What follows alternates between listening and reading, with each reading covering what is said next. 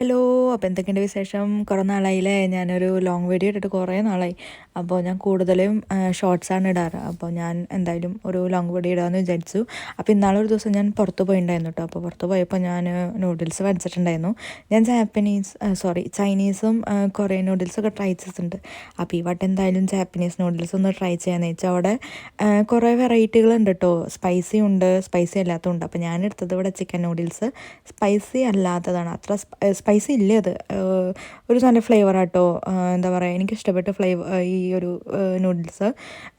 എല്ലാവരും ഉണ്ടാക്കണ പോലെ ഞാനും നൂഡിൽസ് ഉണ്ടാക്കി. എനിക്കിങ്ങനെ ഓരോ നൂഡിൽസ് ഇങ്ങനെ ട്രൈ ചെയ്യാൻ ഭയങ്കര ഇഷ്ടമാണ് കേട്ടോ. അപ്പോൾ ഞാൻ ആദ്യം ഇത് ചൈനീസാണെന്ന് വിചാരിച്ചത്. പിന്നീട് ഞാൻ സെർച്ച് ചെയ്ത് നോക്കിയപ്പോഴാണ് മനസ്സിലായത് ഇത് ജാപ്പനീസ് നൂഡിൽസ് ആണെന്നും.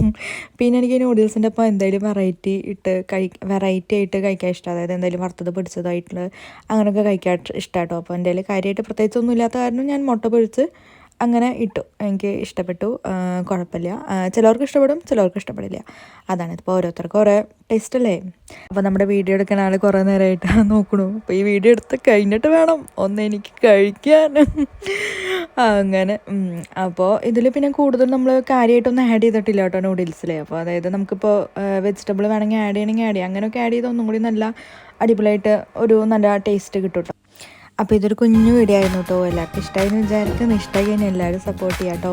പിന്നെ അത് മാത്രമല്ല, ഇതുപോലെയല്ല, ഇനി നല്ല വീഡിയോസായിട്ട് ഞാൻ വീണ്ടും വരുന്നതായിരിക്കും. അപ്പോൾ അതുവരെ എല്ലാവർക്കും ടാറ്റ ബൈ ബൈ.